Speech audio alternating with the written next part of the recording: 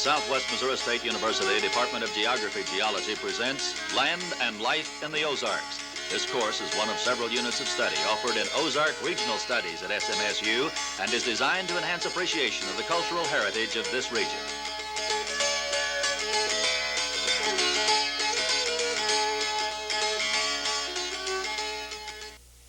This is the last lecture in Land and Life in the Ozarks, and you will recall that the last time we were talking about the cultural landscape of the region, and I went into the classification of houses in the region, the distribution of houses, and we talked about barns. I'd like to continue with the elements of the cultural landscape today and continue with the farmstead features and then look at some other aspects of the cultural landscape.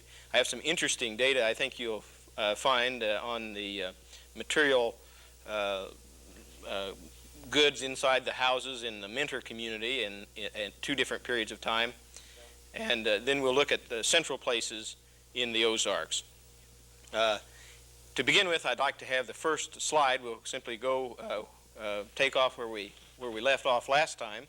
We were looking at some of the features of the farmsteads. Here we find in this slide an early silo. In reading some of the early soil surveys of this region, I found that a great many silos were built in the period 1900 to 1920. This is one of the old wooden silos. There are very few of these left. They've mainly been replaced by more permanent concrete and tile structures. In the next slide, we see the fence, an early fence. This is the worm or zigzag fence made of rails. This was typical of the interior districts of the Ozarks in 1920 when Sauer wrote his Geography of the Ozark Highland of Missouri. And since that time, of course, this fence has passed from the scene. In the next slide, we see a contemporary picture of a zigzag fence or worm fence, as it's sometimes called. It is an ornamental fence, and I think those that you see in the Ozarks are, for the most part, ornamental. In the next slide, we see an unusual fence. This is a fence of pales or stakes. Occasionally you still see these, although I should say they are rare, around gardens and around farmsteads for the most part. And then in the next slide, we see the rock crib fence post, which is very nearly unique to the Ozarks. They gather the rocks from the fields and pile them into a crib made of woven wire, sometimes banded with a steel or iron wagon wheel or wagon tire, to be more specific. In the next slide, we see what is, I guess, the typical fence of the Ozarks, a 3 or 4 strand barbed wire fence, which is the main type of fencing that's found in the area. And in the background, of course, a farmstead, or fairly typical of the vicinity of Springfield. Now, if we could look at the next picture, we see a spring house, and spring houses are still fairly common in the Ozarks, although they're very seldom used. They're sturdy construction, usually built at the base of a hill where springs of constant flow are normally found. And this was before refrigeration, the refrigerator of the farm, because milk and butter and other perishables were kept there. In the next slide, we see another feature of farmsteads, part of the cultural landscape, I guess. Cellars or caves are quite common in the area, and again, in reading one of the early soil surveys for Webster County and also for Greene County, I think they made mention of this as well, that after the very devastating tornado of Marshfield in 1880, a great many of these cellars or caves were built. They served the dual purpose of a storm refuge and also for food storage, potatoes, canned goods in particular, and to some extent they served as a poor man's spring house because it was fairly cool there. Other elements of the cultural landscape include country churches, and in this next slide we see the Pine Ridge Church in Christian County. By and large, country churches have fared better than rural schools. Rural schools have pretty much faded from the scene, but churches, there are strong family attachment to churches, and in the isolated rural areas, sometimes a single church may serve more than one denomination. In the next slide, we see another church. I wanted to show you this because it is constructed of the granite that's mined at Graniteville in the St. Francis Mountains. And that's another interesting thing about the cultural or the buildings that are built in the Ozarks, that there's a great deal of local building material used. And I'll have another picture later on that will show this. Particularly in the St. Francis Mountains, you do see a lot of granite used, which is, I suppose, not surprising. In the next slide, we see a country family cemetery, really, and these community cemeteries are usually kept up pretty well, except in very isolated areas where most of the population has moved out, and here they receive tending only a few days before Memorial Day. This happens to be the Myers Cemetery, was founded in 1834 in Reynolds County, Missouri. In the next slide, we see a general store. Now, general stores have declined in number. It's very difficult to trace this with census data because they keep changing the classification of what is a general store. But simply by driving through the area, you do see many general stores, such as this one, that have been abandoned. This one was abandoned. It happens to be in Douglas County. In the next slide, we see the interior of a general store, a picture taken in the 1930s. And it was a congregation place for the women, as you see in this picture, but also the men, usually grouped around the stove in the winter to carry on conversations, and on the front porch during the summer months when it was when they were able to be outside. In the next slide, here's a general store, and I don't know if you can make this out, but it is constructed of ripple mark sandstone. In the corner block there, that you can see the ripple marks in the sandstone, which means that sandstone was the ripple marks were probably from a beach deposit. It's a local building material. This type of structure here, or construction, is sometimes known as the Ozark mosaic, where they fit the various native stones together. In the next picture, we see a mill just at the edge of the picture. This is the mill at Alley Springs. And mills have persisted in the Ozarks, partly because there were more to begin with. If we can look at the next picture, or next slide, here is a rather interesting mill. It's an overshot mill. Thus, the water comes over the mill wheel as opposed to coming under the mill wheel, as is the case in most instances. The mills here, as I said, persisted longer, partly because conditions were favorable for establishing mills. That is, there were lots of springs and the streams had constant flow, but also because of the semi-frontier conditions, and the mills simply were used for a longer period than in other areas. This one happens to be near Sycamore, near the Arkansas line. In the next slide, we see this is the Appleton Mill in the eastern Ozarks on the border of Perry and Cape Girardeau County on Apple Creek. The next mill is the Holston Mill, which has been moved from this site. This is when it was still located on Turnback Creek. Because of the flooding of in making Stockton Reservoir, this mill was moved to near Greenfield, and it now is the focus for a new Holston Park or mill park there, a recreation facility. And in the next slide, another of the mills that have passed from the scene in the Ozarks. This is, I thought some of you might be interested in seeing this one. This is the mill that was at Theodosia and was covered by Bull Shoals Lake. Finally, in the next slide, we see the Hurley mill at Hurley, Missouri, which is falling into decay. Some of the mills have received a new lease on life due to the tourist recreation business. And in the next picture, we see one of these. This is perhaps the most photographed mill in the Ozarks. It is the Aid Hodgson Mill on Bryant Creek, and here they do manufacture stone ground corn meal and wheat flour, and it's become a lively business because of the tourist industry. In the next picture, we see another building that is passing from the scene in the Ozarks. This is the railroad station. Of course, passenger service has long since been abandoned, and most of these are used as freight depots when they are used, and of course many of them have been torn down. This is the cadet station in the old lead belt in Washington County a couple years ago as they were tearing the building down. Now I'd like to talk in the next few minutes about house furnishings and the interior of houses. And in order to, because this is another measure, I guess, of material cultural traits, and I have some interesting information, or what I find to be at least interesting information.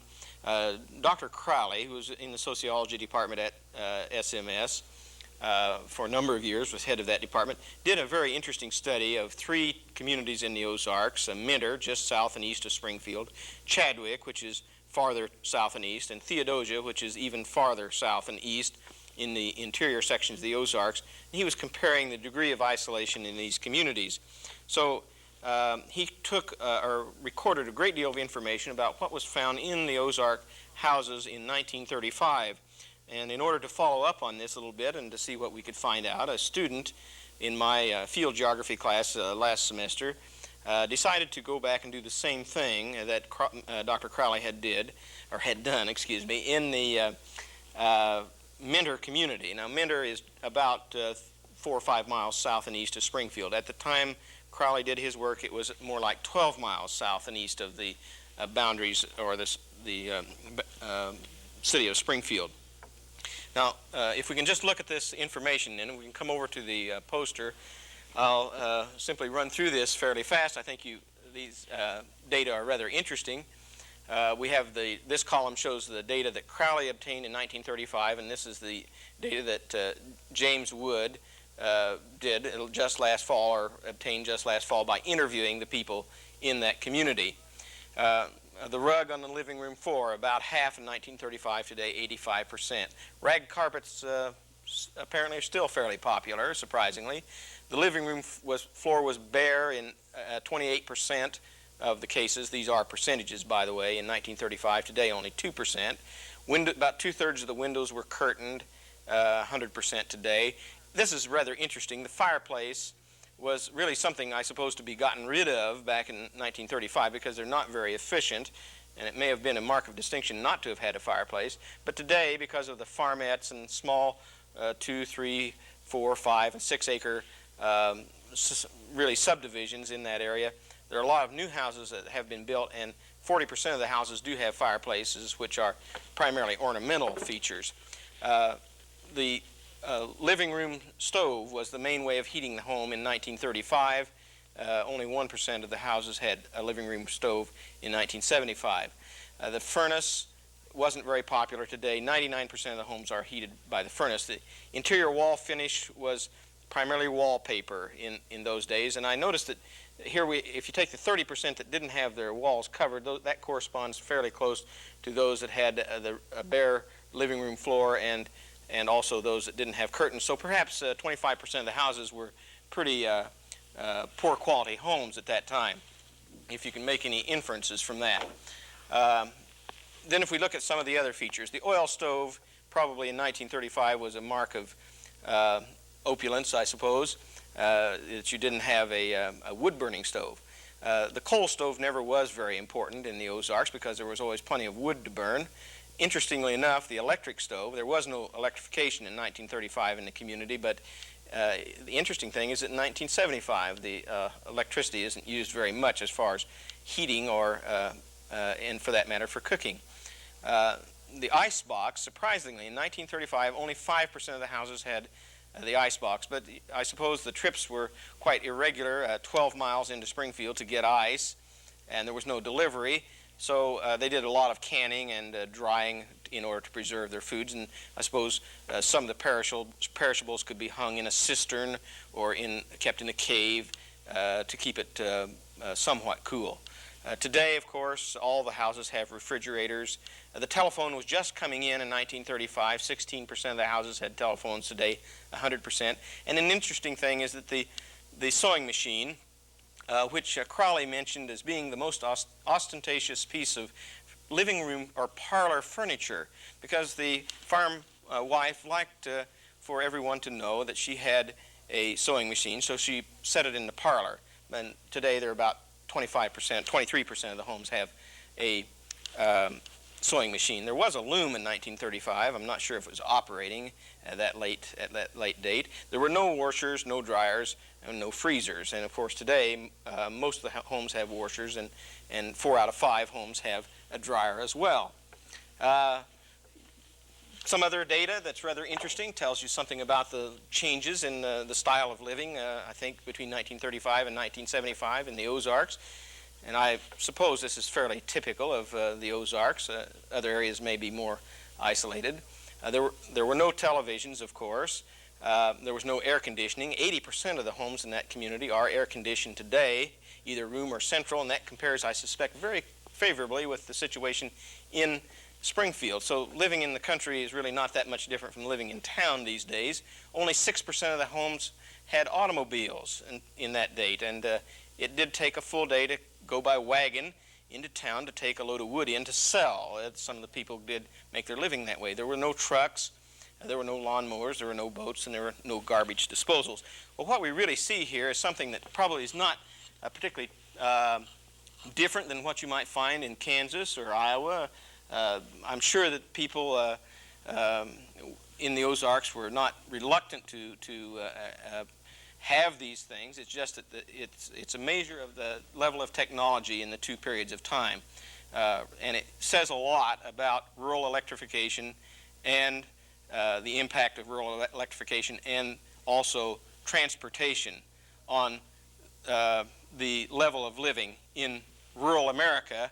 And I would say rural America as opposed to trying to limit it to just the Ozarks, because I don't think the Ozarks are really that much different than the situation you might have found in other locations. As I said, these data here are rather interesting because Dr. Crowley did go into musical instruments, and because something that has been played up in recent years is the folk song and the liking for mountain music in the Ozarks. It's rather interesting that we're just looking through. Let's just go down through the data. The talking machine, I suppose this means a Victrola of sorts, one type or another. The radio was only 17% of the homes had radios, which is rather interesting. The piano was the most common musical instrument in the house, as it is today. And the organ was also very popular, but the traditional Ozark instruments, that is the banjo and the violin that you sometimes think that every Ozarker played back when, really weren't. Only 10% of the homes had banjos and violins. And this is, I think, rather interesting. The guitar, there were none at all. There are some 2 houses with guitars in that community today, and the stereo has replaced the talking machine as it's listed there. Rather interesting information, I think. Well, the next thing I'd like to talk about, and I'll just go right ahead because our time is short, is the central places in the Ozarks, that is the geography of the towns themselves. And in investigating the street plans of the towns of the Ozarks, I found that there are essentially 3 main types of towns. There is the grid pattern town, such as you see here. And if you can come in tight on this one for just a moment, many of these, one variation of the grid pattern town is the town that has the public square, and especially this is true in a community that has the county seat and the courthouse. The courthouse will be located on that public square. The main highways, shown with the heavier lines, come in through the public square, and most of the commercial buildings, which are shown with the black dots, will be around that public square and on the side streets. Well, this is not particularly surprising to anyone, but there are other types of towns, and if we can just move over, this one is the street village. And the street village normally is found in the rugged interior districts of the Ozarks, where they occur in 2 locations. One is on a very narrow ridge where there's no room except for a road and a string of houses and business places, and the other is in the very narrow and restricted valley where the same situation obtains. The street village, these I suppose resemble in some ways the Strassendörfer of the Alps, or the street villages in the Alps mountains. Perhaps in the German communities in the eastern Ozarks, there may have been some cultural influence in that these people had lived in similar villages before they came to the United States. The third type of town that I'd point out is the railroad town. And there were many, many railroad towns, of course, that were founded in the Ozarks. And if you can again come in very tight on this map here, we see the main line of the railroad, particularly in the areas where a lot of lumbering was going on. They tended to use a rather standard town plan. The depot was the focus of the town, of course, and the shipping yard or tie yard, where railroad ties and other railroad supply or other lumber supplies were kept in order to be shipped out on and loaded onto cars on the siding. Then the streets then were oriented according to the main railroad line, and the two business streets tended to be those that faced the focal point of the town. That is, the business houses here marked in orange, and also a string of business houses over on the other side marked in orange. The other squares represent residences.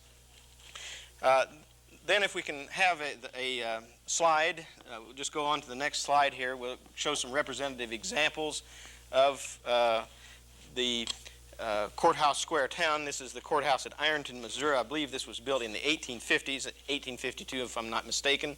It weathered the Civil War, and there was a serious conflict at Ironton and Pilot Knob.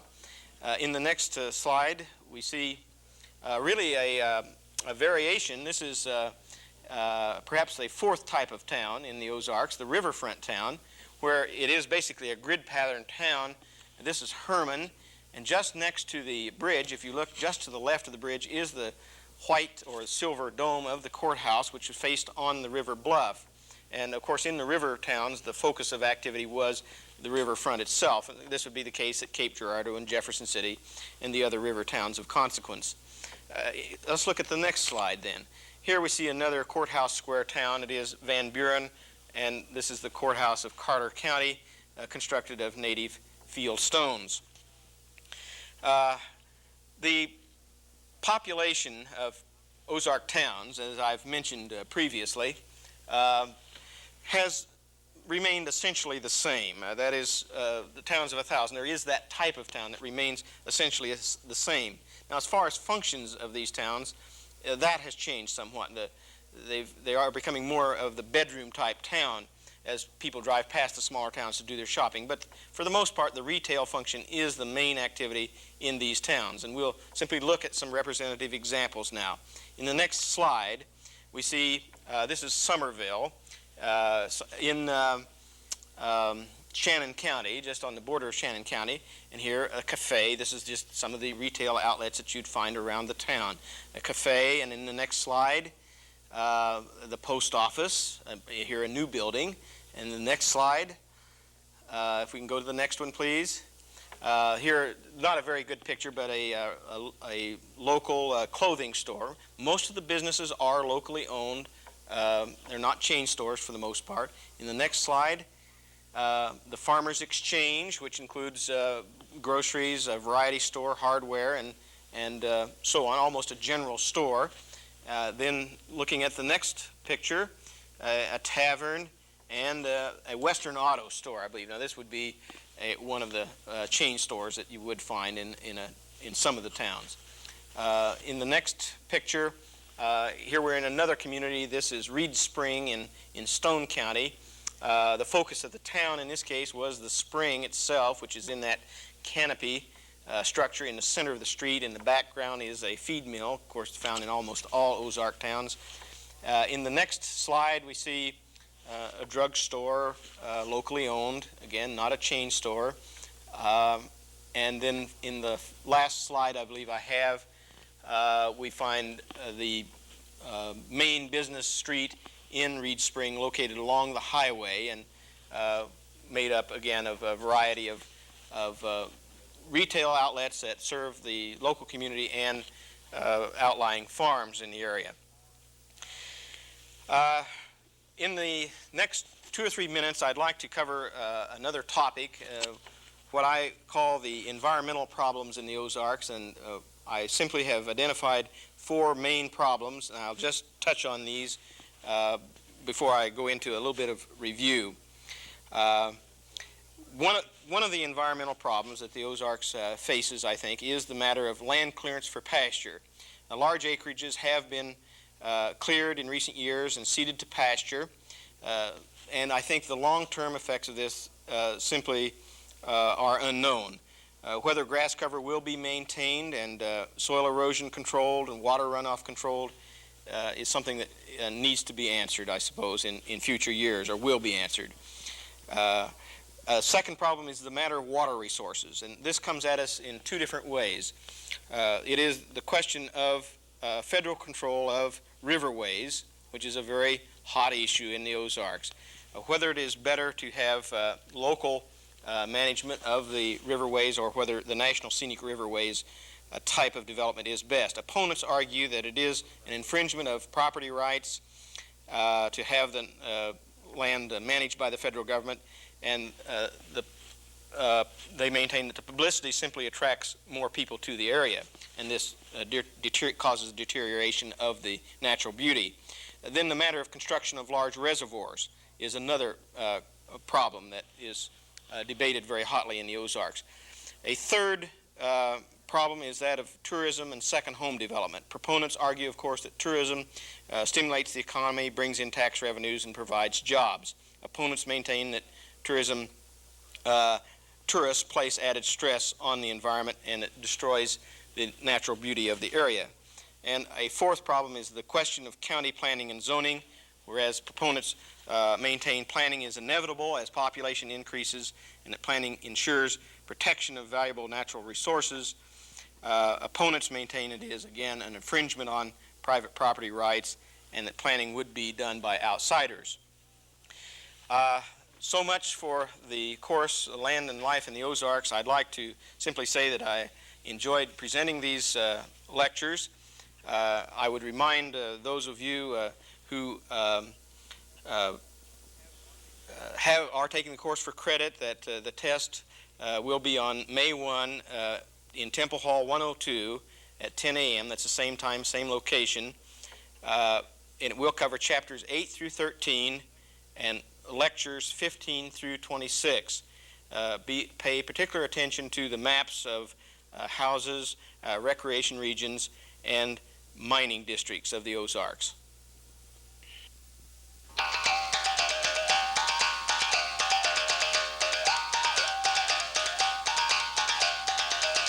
For course information concerning land and life in the Ozarks, contact Dr. Milton Rafferty, Department Head, Geography Geology, Southwest Missouri State University, Springfield, Missouri, 65802.